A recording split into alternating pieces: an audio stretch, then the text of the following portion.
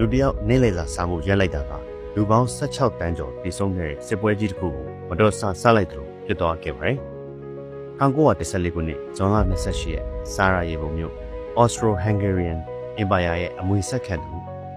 Archduke Franz Ferdinand ဟာဘော့စနီးယားကိုလက်ပတ်ရောက်ရှိခဲ့ပါတယ်။သူ့ရဲ့ Empire လက်အောက်ကနေလွတ်မြောက်လိုတဲ့ဒေါသထွက်နေတဲ့အမျိုးသားရေးဝါဒီလူငယ်လုပ်ကြံရေးသမားတွေဆိုတာသူ့ကိုစောင့်နေတယ်။အဲ့ဒီတည်းကတယောက်ကဘုံတလုံးနဲ့ပြစ်လိုက်ပါတယ်။ဒါပေမဲ့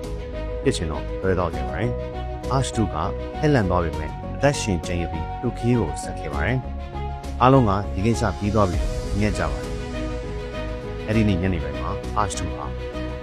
တိုက်ခတ်မှုအတွင်းဒဏ်ရာရခဲ့သူတွေကိုကြည့်ဖို့စိတ်ုံကိုသွားဖို့ဆုံးဖြတ်လိုက်ပါတယ်။ဒါပေမဲ့သူ့ရဲ့ကားမောင်းသမားကလမ်းမပြီးတော့ချုပ်ပြေးခဲ့ပါတယ်။အဲ့ဒီလမ်းကအစောပိုင်းကလောက်ကြံမှုအောင်မြင်ခဲ့ Gabriel Princep ဆိုသူနေ့လည်စာစားနေတဲ့လမ်းကြားတွေကိုတက်တက်မမတ်ကြည့်ပါပဲ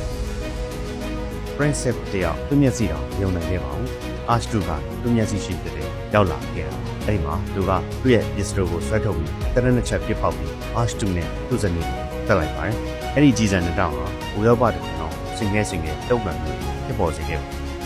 ။မဟာမိတ်တွေစတဲ့လှုပ်ရှားပြီးစစ်တပ်တွေပင့်ပြင်လိုက်ကြပြီးရသတ္တပတ်အနေငယ်တွင်မှာပဲပထမကမ္ဘာစစ်စတင်သွားခဲ့ပါတယ်။လမ်းကွေ့အမှားတစ်ခုကနေနေ့လည်စာတစ်နေ့ဒီဝါဒစာဖြစ်ခဲ့ပါတယ်။ဒါရီယာခါလီမှာသမိုင်းဆိုတာအတော်ဆမှုကနေပြောင်းလဲသွားနိုင်တယ်ဆိုတဲ့သက်သေပါ။ဒီလိုတင်းငယ်တဲ့ခိုက်တန့်လေးတွေရာဘာကြီးကိုပြောင်းလဲစေတဲ့ဇာတ်လမ်းတွေကိုပုံမသိရှိနိုင်ဖို့ channel ကို follow လုပ်ထားနိုင်ပါတယ်။